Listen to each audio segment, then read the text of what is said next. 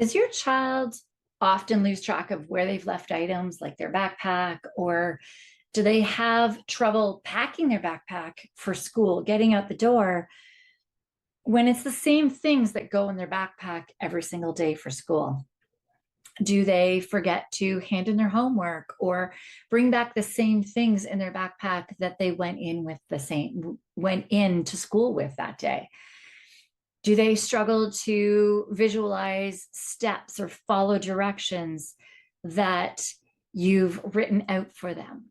These are nonverbal working memory issues, and they can impact everything from organizing your space, navigating routines, and they can cause so much frustration for both the kids and the parents. So, the definition of nonverbal working memory is the ability to visualize information and hold it in the mind. Welcome to the Kids with Big Emotions podcast. I am your host, Andy Clark. When I first started learning about executive functioning, it was a game changer in understanding and supporting my son with his big emotions. I felt like I had finally found a huge missing piece of the puzzle. And now I want to share that with you in this executive functioning series. This series dives into the foundational layers of executive functioning skills. These skills aren't just about getting organized or managing time.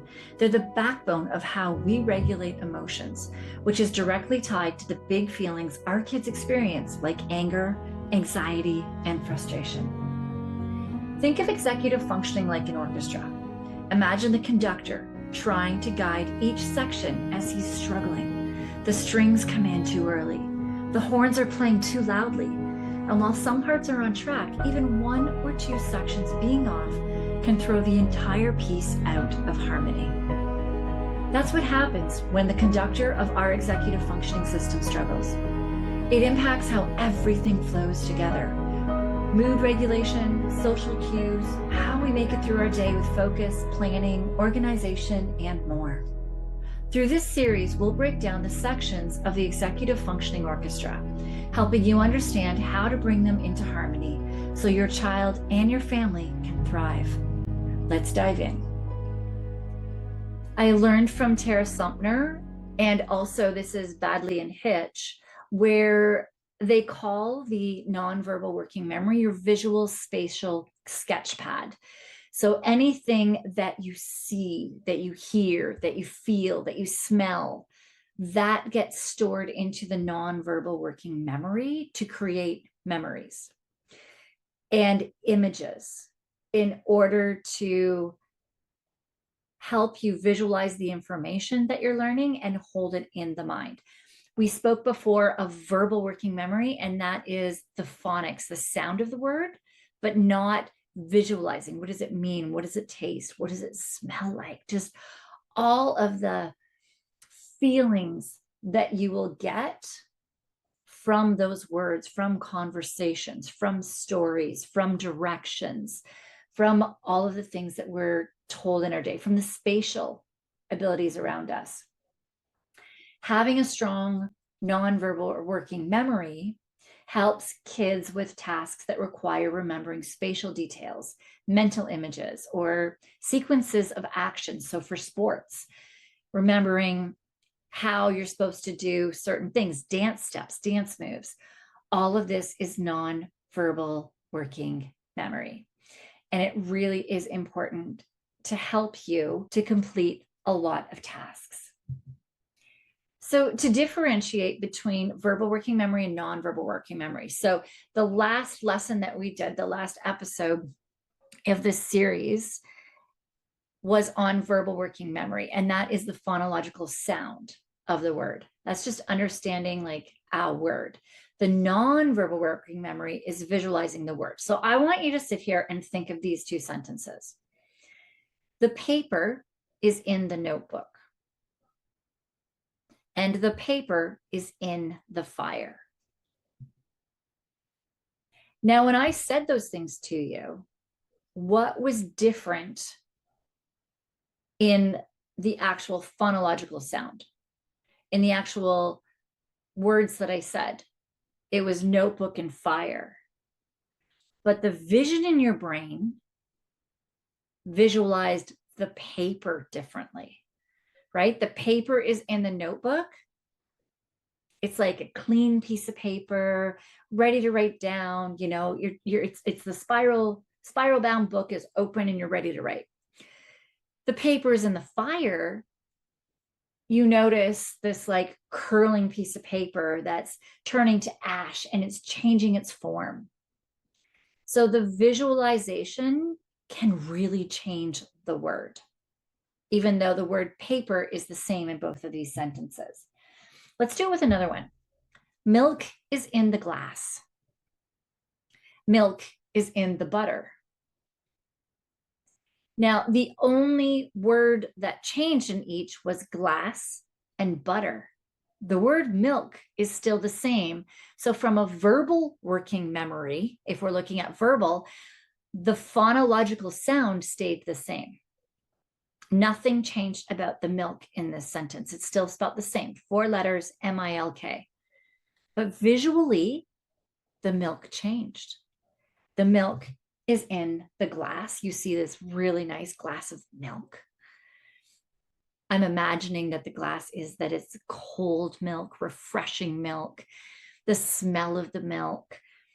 I'm just imagining all of that. I'm imagining my hand being around the glass and bringing it up to my mouth as I'm drinking it. And I also don't like milk, so I'm imagining that it actually doesn't smell or taste very good. So that's the visualization that I have in my nonverbal working memory. And the milk is in the butter. I'm imagining a big stick of butter. And I'm imagining that milk started as a liquid and it's churning and churning and churning and churning. And then I'm imagining that milk is slowly clumping. The fat of that milk is clumping and making butter. And I'm imagining all of that in this like visual story in my mind as soon as I said milk is in the butter. But the milk didn't change. It's still 4 letters, M-I-L-K. So from a verbal working memory, this stayed the exact same. But from the nonverbal working memory, the visual changed, that image in my brain, that whiteboard in my brain where all the visuals are stored changed. And that is the difference between your verbal working memory and your nonverbal working memory. If we go back to a slide, so I'm using slides as I'm doing this. The link is in the show notes if you're listening to this on the podcast. The link is in the show notes of how you can get the video on my YouTube channel. And you can actually watch all of these slides. So in this slide, I have the same slide in verbal working memory where I have a child thinking, he likes apples, jump, and cat. The working memory is 2 things. So this is the thing with a lot of kids testing is when we do kids testing, when we do a psychoed eval, psychoeducational eval on a kid, it might come back as saying a weak verbal working memory, or sorry, a weak working memory or a strong working memory. And the thing is if it's weak, we don't know if it's the verbal working memory or the nonverbal working memory that is weak. We need to figure that out. And there's ways to figure that out. I mean, as you're seeing now, verbal is the sounds.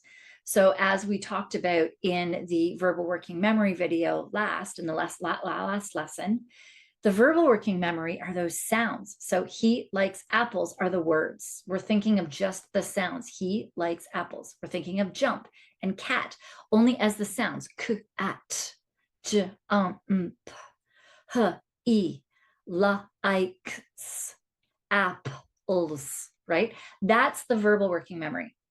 The phonetic sounds of those words, just what the words sound like. There's no images to them. The nonverbal working memory, I'm imagining a girl jumping. I'm imagining this cute little cat that's going and meowing. And I'm imagining this boy just enjoying this apple and what it tastes like and the smile on his face. And those are the things that we're imagining when we think of the nonverbal working memory. So when you get a working memory score for a child and they've lumped it all together, it drives me crazy. Because if that score got lowered And like, okay, but which lowered it? Did both lower it?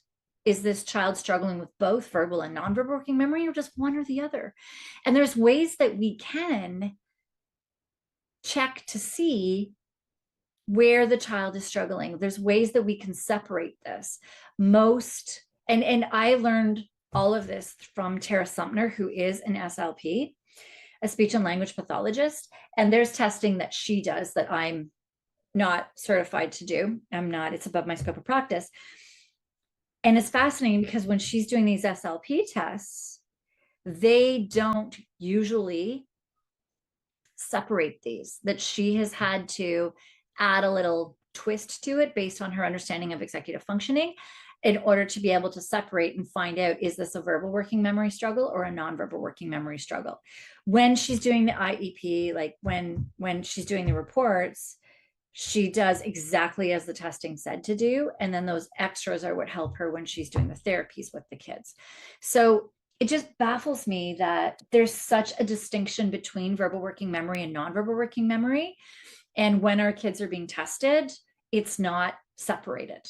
So we can't find the differences. If we want to just go a little bit granular into these, verbal working memory is the phonology, the sounds of the words, phrases, or sentences.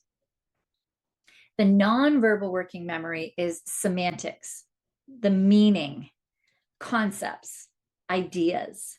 It's gathering all of the feelings, the touch, the taste, the smell, the sounds, the sight, not in a phonological way. It's all in an imagery way. What are we imagining this to be? What are we just, all of the, like I said, he likes apples. If we're thinking of just the phonological sound, we're just sounding out the letters. But if we're talking from the nonverbal, there's just, the crunch of the apple, the sweetness or the tartness of the apple, depends on the apple, the colors, how shiny is that apple? Does it have a bruise? Like all of these things of the nonverbal working memory. And both are different. The nonverbal working memory is the ability to hold and mentally manipulate images, spatial layouts, and sequences.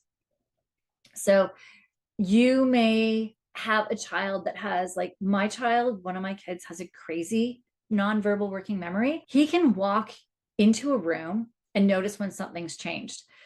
The top of our fridge, we have a very small house. The top of our fridge has some things on it. Like my husband puts his lunch bag on it, and sometimes he'll put a bag of chips. My son will come down the stairs at the other end of the house and just turn the corner and look at me and go, "Hey, who put the bag of chips there?" Or he'll notice if my ponytail changed angles. He'll notice, rarely wear makeup, but like I might put mascara on once in a while, and he'll notice from across the room. It is crazy that they can see these subtle changes in images, some of these kids, and other kids do not notice it at all. They struggle to remember where they placed something. They can't remember. They might have a pen right beside them and not even notice the pen is there. They might, not be able to track visual steps, which is fascinating because my son struggles with multi-steps, which is a part of planning, which overwhelms him. His nonverbal working memory is great. So we first, before we figured out why does he struggle with multi-steps, we first did have to check and see if it was a nonverbal working struggle. And it's not for him, but some kids it is. So this is where I'm starting with this whole series with the base foundational executive functioning skills, because they build on everything else. And it's really important that we make sure that the base foundational skills are as strong as we can get them before we start working on the higher level skills, which I will get into in this series. And it's really important though, because we really need to make sure that one of the base foundational skills is not struggling. Because if we start working on planning and it is a nonverbal working memory skill, then it doesn't matter how many steps you teach a kid, how you teach them how to organize themselves, how you teach them how to write it all down. If their visual memory, if their visual work, nonverbal working memory, the visual memory, is not able to visualize the steps well enough, then they're not going to be able to imprint that to remember how to do that on a regular basis. So we have to really understand these base foundational skills. How a child moves through a process, they need to be able to visualize it. And if they can't visualize handing in their homework, like taking the homework out of their bag and handing it in and giving it to the teacher, they're never going to remember to hand it in and give it to the teacher. They may have like alarms set and stuff like that, that might say, like an alarm might go off at a certain time that says hand in your homework. But if they're not right by their homework at that point in time, if they don't have the visual, they'll forget as soon as they turn off that alarm. Without having that visual, we think of dance, we think of anything in sports. You need to learn how to move through sequences. You think of strategy games, you need to be able to move through sequences. And the thing is that a child could be strong in one of these. They may have very good strategy skills, but they may leave their stuff around the house all the time. So it's just different pieces as well as to how there might be certain pieces of their verbal working memory that's strong and other pieces that need to be supported. So we need to really be able to tease those out and figure out with that child, where are they struggling with the nonverbal working memory and where do we need to support them? Like, you can't just say nonverbal working memory, this is what you do. That's why in the sports circle, I have frameworks, but with these frameworks, we need to start figuring out where does that child need the support, and we start adapting that framework to the part that the child needs support. And it's not going to be the same. We have to be a little bit creatively different with the way that we help to support the nonverbal working memory to strengthen it based on the parts that are struggling and the parts that are stronger. The nonverbal working memory also allows us to remember a situation in the past. So if we can visualize it, then we remember that it happened in the past. And then in the future, we can act accordingly. We can recall storylines. We can recall conversations. And this is where I was saying with my husband, and this is where it's so fascinating, because the next sentence that I have is that remembering directions or where you parked. My husband can absolutely remember where he parked. He cannot recall storylines or conversations. He does not watch movies. Books, he really struggles with a book because he doesn't get that visual in his mind. So, for example, when I'm talking about stress signs, I have that a dolphin is our regulated stress animal. And then I have that we have a shark as you're like on alert, on attack, ready to attack, ready to bite. Then I have a clownfish for the anxiety, for not liking change, for not liking transitions and stuff, and not wanting to leave home too much. And then we have the turtle at the bottom. And I would ask my husband about this. Okay, so when you imagine the shark, what do you imagine? And he can't imagine it. He can't get that form in his mind. What its eyes look like, what its movements are like, how fast it's going through the water.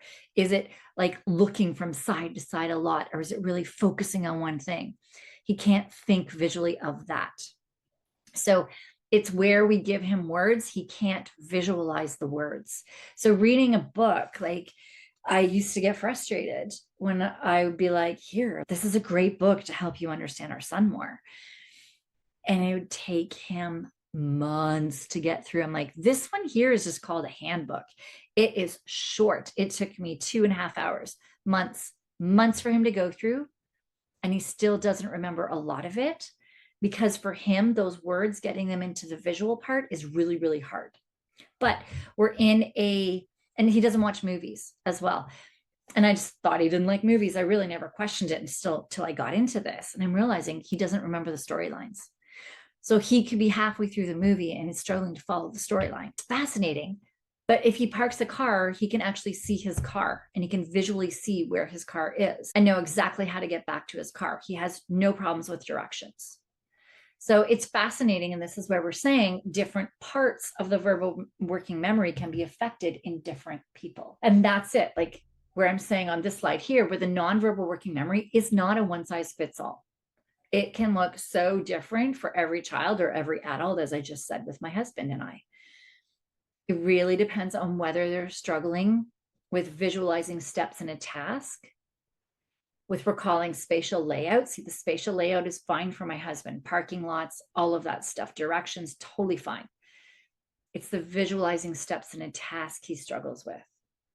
And he can, though, as well, remember sequences of an action. He's amazing with sports. And whereas I struggle with the sequencing of actions, and I'm really good at visualizing steps in a task. I can relate conversations, but when I'm saying a conversation, I remember where we were in the room, what it looked like, what the person was wearing most of the time, and what their facial expressions were, and all of these things to visualize it, to remember the entire conversation. And same thing with stories. Like I can remember so much of the stories. If I'm reading a story or we're audiobook a story, the visuals that go on my brain are like crack. It's an amazing drug. I love it. It's so fascinating. And my husband cannot do that at all. It's just so fascinating. So we have visualizing steps in a task, recalling spatial layout, and remembering sequences of actions.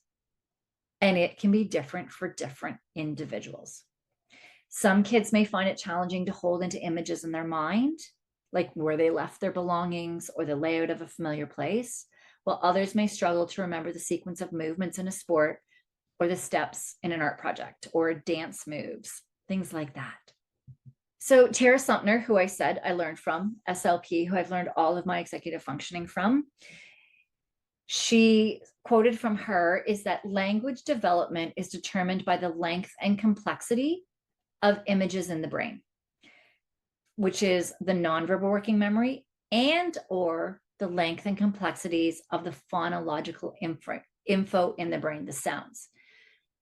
So what this is saying is that 20 years ago, when she started her practice, no, sorry, not when she started, she'd already been practicing for a while. She started to realize that when kids were coming to her with reading, writing struggles, that it was actually due to executive functioning. Quite often it's due to how complex the images are in the brain of the nonverbal working memory, the visuals, or the sounds, the struggles with having the phonological sounds of the verbal working memory. She said, as she was teaching, that dyslexia, dysgraphia are executive functioning struggles. And I'm like, no way, my son has dysgraphia. He's been diagnosed by a psychoeduval as this being a learning disability in written expression. And we've done OT, we've done the things, and nothing's going to help him write better. He just cannot do grammar, punctuation at all to save his life. And writing by hand is a huge struggle. Fast forward to now. And I've always been baffled by the fact that his hand hurts so much when he's writing. His hand hurts when he's writing. And I realized as I was going through the self-modulation module with Tara when she was teaching it, self-modulation is being able to modulate your force. It can be modulating your voice, too loud, too soft. It can be modulating how strong you are. My son, if we like tap him, he'll hit you back, not realizing his force is different. It's kind of like kids playing tag. All the kids are tapping, but one kid hits so hard that he always knocks kids over. That'd be my son. And he may not realize, he does not realize his force is different. And my son rock climbs. So his fingertips are so friggin' strong. The stuff this kid can do rock climbing would blow you away. Like high climbs, these tiny, tiny, tiny holds he can hold on to and grip, which he shouldn't be able to. And it's all the ends of his fingertips. And so I was like, why do his fingers hurt so much when he's writing? And I realized it was self-modulation. He wasn't pushing hard with the pen or the pencil. He was actually holding the pencil too hard. So he was holding the pencil so hard. And since I had a chat with him about that, of course, he denied it till the cows came home that this was happening to him. But ever since then, he's been holding the pencil lighter and his hand doesn't hurt as much anymore when he's writing. So that was one piece of dysgraphia, like one small, tiny piece. The other thing though, was like, he couldn't write grammar and punctuation to save his life. And if we're diving into other things too, there's the perception of what the words look like. There's the symbols, which is part of the nonverbal working memory of what does a symbol actually look like. All of these things for the writing piece. And it's how you're breaking down and teaching it. For him, his letters were okay. They're smaller and scrunched together, but they usually stay on a line. But his grammar and punctuation, there was no grammar and punctuation. Everything was nonstop. And I realized that was inhibition. His brain was going so fast that he never stopped and paused, which is my next lesson, is inhibition. He never stopped and paused to slow down enough in order to self-moderate, which is when you're like checking to see if you've made mistakes and self-correct. So he wasn't stopping himself enough. He wasn't paying attention enough. He wasn't paying attention to perceive himself and stopping to double check that he had everything correct in his sentence, the grammar and the punctuation, and then to self-correct it. That's like 5 different executive functioning skills right there. And part of dysgraphia too is the letters and understanding, being able to really perceive that these letters go a different way. And that is all executive functioning. And I haven't worked actually on dysgraphia itself with my child, but I've worked on his inhibition. I've worked on his perception. I've worked on him self-monitoring in order to notice his mistakes a little bit more. He actually over self-monitors on some things in his perfectionism. And then having himself correct without punishing himself, which is back to perception. And through working on those things that had nothing at all to do with his work, he wrote a 2-chapter story. So that was a little bit of a long-winded story, but this just completely blew me away when Tara had said dyslexia and dysgraphia are executive functioning. I was like, no way, not a chance. My son has learning disability. And it's amazing because this kid is writing. I mean, he typed it out, but he typed out a 2-chapter story with amazing grammar, punctuation, and it's such a great story. I actually thought he'd copied it from elsewhere. That's how good it was. So it's just fascinating to see that the length and complexity, when something gets to be just a little bit too complex, the length gets a little bit too long, either in the phonics, the sounds of the verbal working memory or the nonverbal working memory, that's when we start to see language development struggles. And if a kid can read really, really well, but can't spell, that's quite often part of the verbal or part of the working memory struggles for a child. Because you can be like, my kid reads like crazy, but they can't spell words. That's usually verbal working memory, nonverbal working memory struggles. So let's dive into the energy demands of a child's day when their nonverbal working memory needs support. So this is how much energy we use in a day. I've got 3 different examples here of things that can happen in a day that start using different energy from your nonverbal working memory. So when your child is already struggling with stress, struggling with a lot of different executive functioning skills, maybe struggling with traumas, a lot of different stress responses and stuff that I speak of as well. This series is solely on executive functioning, but all of this goes together: stress system, sleep, traumas, and executive functioning. So if their system is taxed at all, their executive functioning system starts struggling and things become harder, or the amount of energy that they need to use in their executive functioning system makes a difference. So let's think about multi-meaning words. So we're going to think about pear. So we can think about the green pear, the green juicy pear, yum, delicious, crunches, all of these things when we think of that. And we think of the spelling, P-E-A-R. That's nonverbal working memory because the phonological sound, the verbal working memory is the sounds. The writing is the nonverbal working memory. So it's P-E-A-R. But then we can think of a set of 2, a pair. So a pair of socks, P-A-I-R. And so we have to remember the 2 different spellings, that's nonverbal working memory, and the different images that we have for pair. And if we think of pair as well, there could be a pair of so many things: a pair of socks, a pair of cards, a pair of shoes. There's so many different things that are a pair of that it can become exhausting for a child that is already stressed out and their executive functioning system is taxed. So they have the same phonological sound, p, air, which is the verbal working memory, but they have a different spelling and image, and that taxes the nonverbal working memory. We think about different languages. So let's do pear as well. In English, it's pear. Same thing. You're imagining that delicious tasting pear, which for all of them is delicious tasting, and the spelling P-E-A-R. You think of it in Spanish, pera. And so it has a different phonological sound. Even the R, the way that the tongue is positioned for an R in English versus an R in Spanish is different. So phonologically, verbal working memory is being taxed, and the visual for the nonverbal working memory, because the way that the word is spelt, so the letters are different. So that's a nonverbal working memory and verbal working memory taxing. Same thing if we do it in French, poire. Same thing, the R is different. The R in Spanish, pera, and poire, it's still a slightly different R sounding in French versus in Spanish. So you're taxing that verbal working memory, and you also have the different spelling, so nonverbal working memory. So switching words from one language to another is really taxing both verbal and nonverbal working memory. Then we think of a synonym. So we have a different sound for the same visual. So if we have, in Canada, we call it a toque. In the States, I think you call it a beanie, depending on where. I know my friend in Miami the other day called it a beanie. I was like, what the heck's a beanie? And I realized it was a toque. And we can also call it a hat.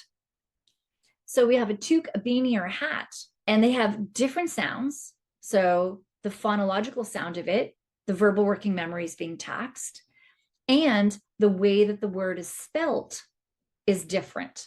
Nonverbal working memory, although the image is the same. So that taxes both your verbal working and your nonverbal working memory, which goes back to really instill what Tara Sumpner was saying, that language development is determined by the length and complexity of the images or the sounds. And we have to really determine, where is this child struggling? Because this can, I know for my one son, like with the dysgraphia, they thought he was lazy in school because this kid's reading chapter books.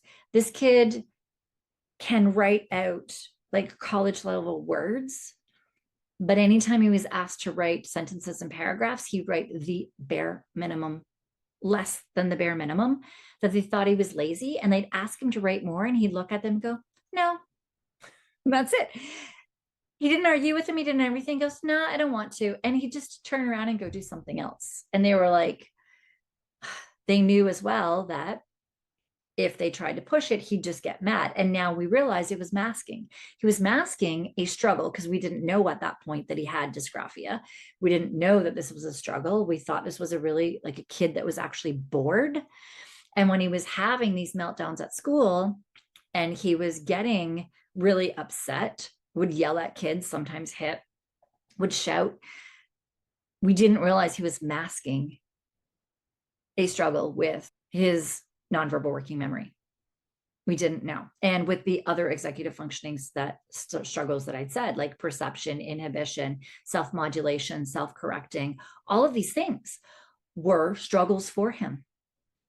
And he was masking that. And sometimes kids mask with outbursts, because if you have an outburst, then the person is focused on something else and not on the fact that this kid can't do it. And they have the outbursts as well too, because they're embarrassed that they can't do it, and that the other kids are good with it. So as I said before, foresight and hindsight, so the past and the future, is really, really, really important.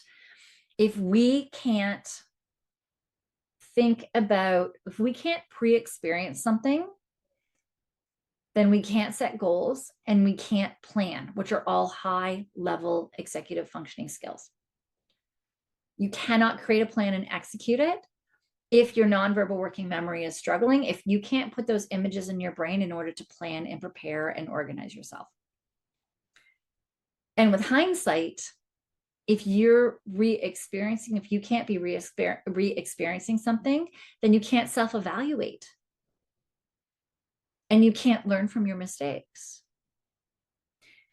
So it becomes so fascinating when a kid does struggle with this visualization. Like, you can't visualize that your homework needs to be handed in, or how you're even going to hand the homework into your teacher,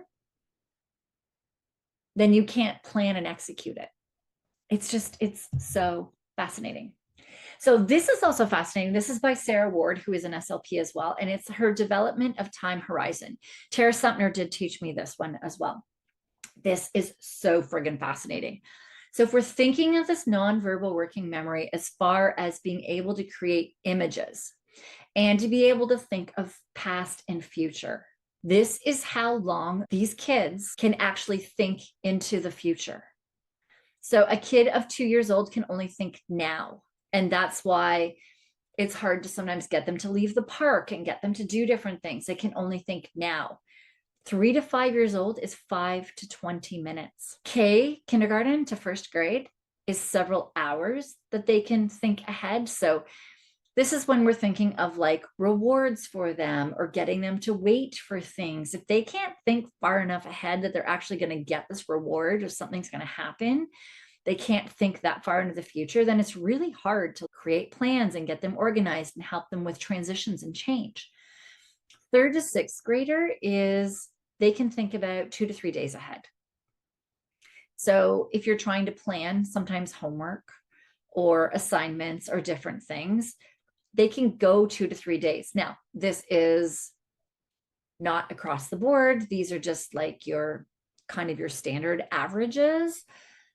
This really makes a difference when you get to these higher level skills of being able to plan, anticipate, time sensing, pacing. Like, you need to really be able to remember, and this puts into perspective what a kid can do. So if you want to set goals with a kid and they can only think 2 to 3 days ahead, then you have to make sure that your goal is something that is meaningful for them in the next 2 to 3 days in some sort of a way. There's still ways you can work with them. So 17 to 23 years old is 2 to 3 weeks. That's high school kids in college, 2 to 3 weeks. So you're asking these kids to start planning. What do you want to do in your future? What do you want to take in university? Well, I don't know. And you start like, that's where it's like, well, what do you like to do now? What is something that if you could do a job right now, what is it that you want to do? And they can start trying that in university, right? That's what they can start doing, but they don't know about their undergrad, their master's, PhD, what they're going to study, where they're going to go, what's hard for them. 2 to 3 weeks. 23 years to 35 years is about 3 to 5 weeks. So it's really important to, like, I know even for me right now, we have a vacation coming up. It's in like 10 days. And my husband just, well, a couple of days ago said, we're leaving in 2 weeks. And I freaked out. I'm like, 2 weeks? No way. I thought that was hugely in the future. And I'm like, I need to get podcast episodes out. I need to get ahead on these things so that these things can run smoothly while I'm away and that I'm not scrambling when I come back. And I started freaking out because I hadn't thought that far ahead as to when we were actually going away, that it crept up so fast. And this is where we really need to visualize how much time we have, how many days we have until something happens, and really look at it on a calendar and visually see it in order to see the future. All right. So executive functioning, as I've spoke about, and I do keep repeating the slide in every single lesson because of how important this is. If we go back to what Tara Sumner was saying about the complexity, and I spoke about this a lot in the nonverbal working memory as well, the complexity of the visuals of what is being asked of your nonverbal working memory, the complexities change as you get to middle school, as you get to high school, as you get to college, right? All of these things start changing as you go through life and you start taking in different things, and it all becomes more complex. So you may notice that things you've worked on with your child, or they just outgrew some of their directional challenges, or nonverbal working memory, some of their others, they don't misplace things as often. And then they go through another stage. They may actually go to university and now they're living on their own and they have way more to think about.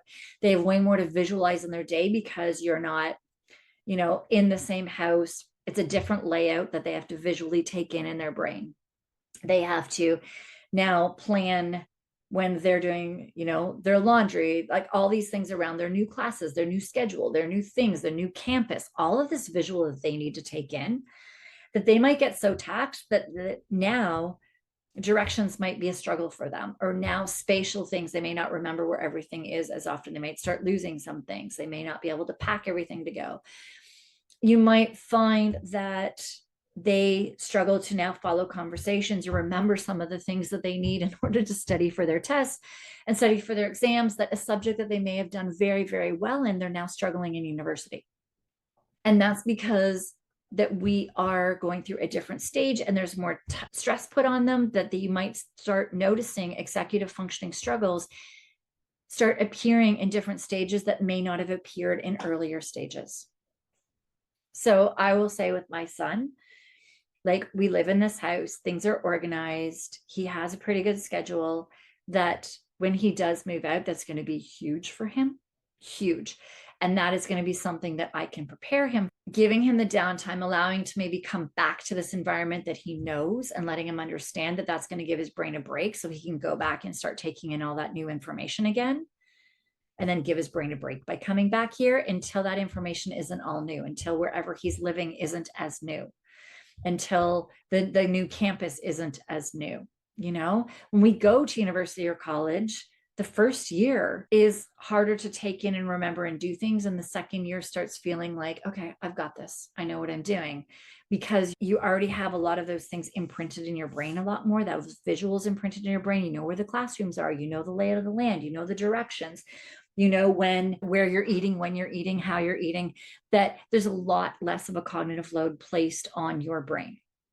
So it really will make a difference. That moving out of home or going to college, university, the tax on that stress system and the cognitive load on your brain is unbelievable and can really, really, really affect that child's executive functioning system, that the first year of university could be a shambles.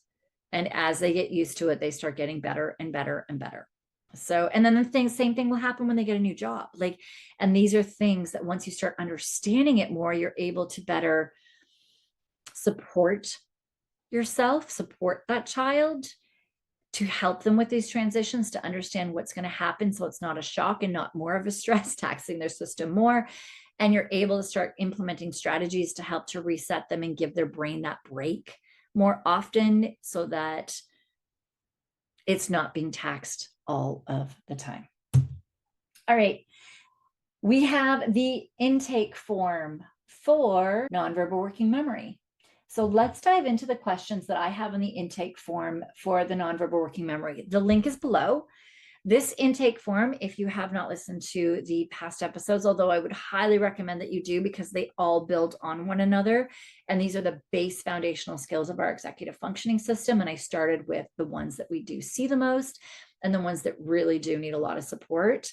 So highly suggest going back to those if you haven't, if you skipped them. These are the questions on the intake form that I have in my support circle, where I love if somebody fills out. It's not mandatory, but if somebody fills it out, I can quickly look if they've asked a question in the group at any time, 24/7, plop a question in there. I can then check on their form to help give me a little bit more of an idea of their child so that I can better answer the question.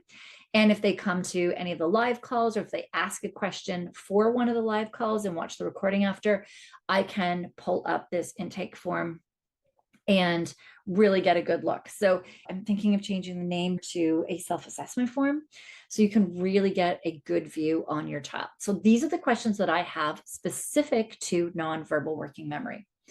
And all of these as well, we go in categories. So it's a statement, and then you put if it's true to now, if it's somewhat true now, if it was something that is never happened with that child, or something in the past. In the past are things that I just explained that they may have grown out of them.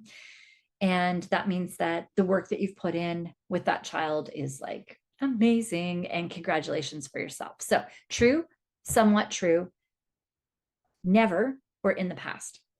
So struggles to understand the meaning of words and information. True, somewhat true, never, or in the past.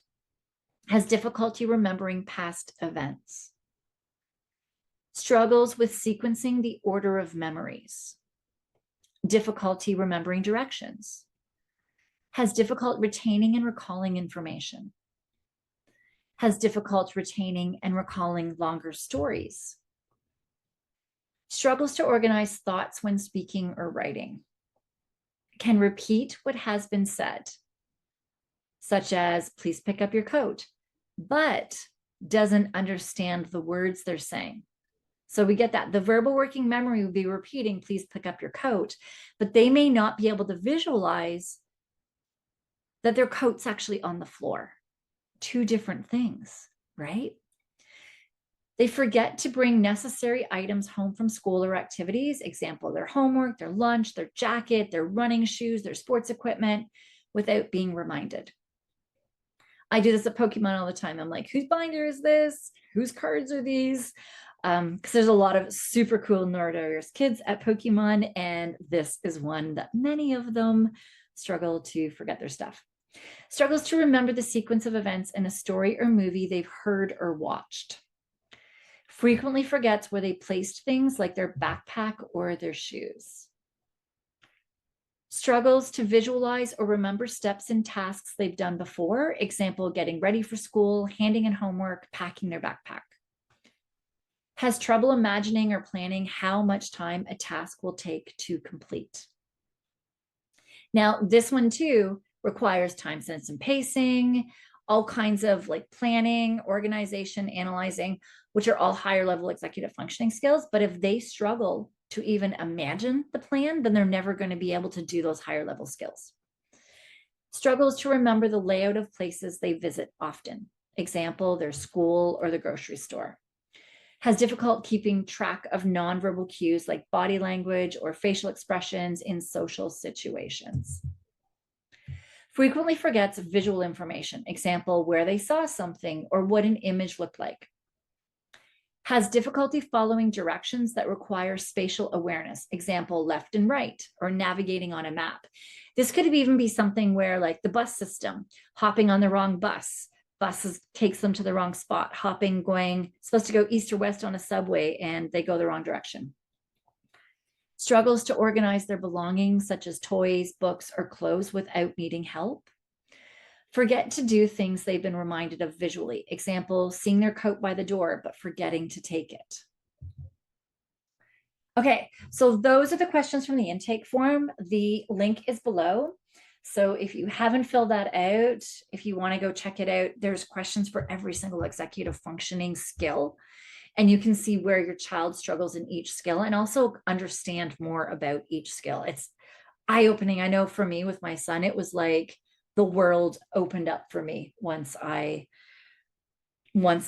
understood and started learning all about these and dove deep into executive functioning. I was like, oh my gosh, this is my son. This is amazing. This is how the smart kid cannot write out questions to math. This is how he can't do grammar and punctuation. This is why he gets overwhelmed with multi questions. If you give him 3 steps, he'll freak out written on a screen. And this all just starts making sense once you start putting this together with executive functioning. Meanwhile, the kid is absolutely brilliant, and the stuff they can do in their brain will blow you away.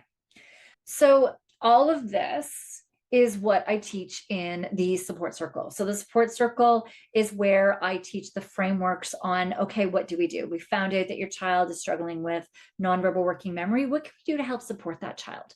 What can we do to help them? What are things that you as the parent can do? What are things if they're working with a speech and language pathologist or with an occupational therapist or with their actual therapist? I was speaking with one of my kids' therapists the other day and telling her all about this course. She goes, oh my God, this is amazing. She loves courses. She's amazing. I love chatting to her. It was funny. My son actually had a bloody nose. And so he had to leave. So I went in and chatted with her while he was dealing with his bloody nose. It's a Zoom call. And we started chatting about this. And she's like, this is helping me understand as well how complex and how many layers are to all of these things. And so she already sees how it would help her with her therapy patients. A lot of her kids are neurodiverse. So these are things that you can actually, once you learn this as a parent, you're understanding more your child. You're understanding how you can start helping and supporting your child. You're seeing it from a different lens, so it doesn't frustrate you and upset you as much. You see that your child's not meaning to do it, that they're not a problem child. This is what's happening and why they're frustrated. So you're supporting them from a different lens, from a different view, which makes all the difference in the world in how you support them through their outbursts, through their frustrations, through the anxiety. And so you understand your child more. You're able to help guide the teachers, the therapists, and everybody else working with them. And it just, oh man, helps you not feel alone too, because you're supported by all kinds of parents as well that are going through what you're going through right now. So that's the support circle. If you haven't joined, absolutely join it. I have made the fee for that something that is sustainable long term. You'll be shocked when you see the monthly price, especially with what you're getting in the monthly membership. You get the courses in there. And you can ask questions 24/7. I have a weekly call that I adjust the time for different time zones. You can't make the calls. You can ask a question ahead of time. I'll answer it. And if you can make the calls, I answer it live for you as well. The recordings all sit in the support circle. So I would love to have you there. What is up next? Next is the final base foundational kindling skill for these base foundational executive functioning skills, and that is inhibition. So this is a skill about self-control, including the ability to pause, think, and choose a response rather than reacting impulsively, rather than hitting, rather than screaming, rather than running away, rather than having a panic attack, anxiety, all of these things, ruminating thoughts. It really is amazing. Rather than poking and prodding and touching other things, you're able to start resisting distractions, waiting for their turn, managing strong emotions. It just really can have such a huge impact on your child's interactions, learning, and confidence. Imagine the changes as your child builds the ability to pause and choose their response. Most adults need this too. Not most, many. It can really lead to better focus, more positive social interactions, and a greater sense of control over their actions, and really reduce the big emotions. This is one I've seen, oh my gosh, so much change with my son in working on this. The hitting's decreased, the yelling's decreased. He stops, he pauses, he thinks about it. It's just been like unbelievable, the change in his reactions. And parents tell me this as well about their kids. So excited to dive into this with you. So I will see you there.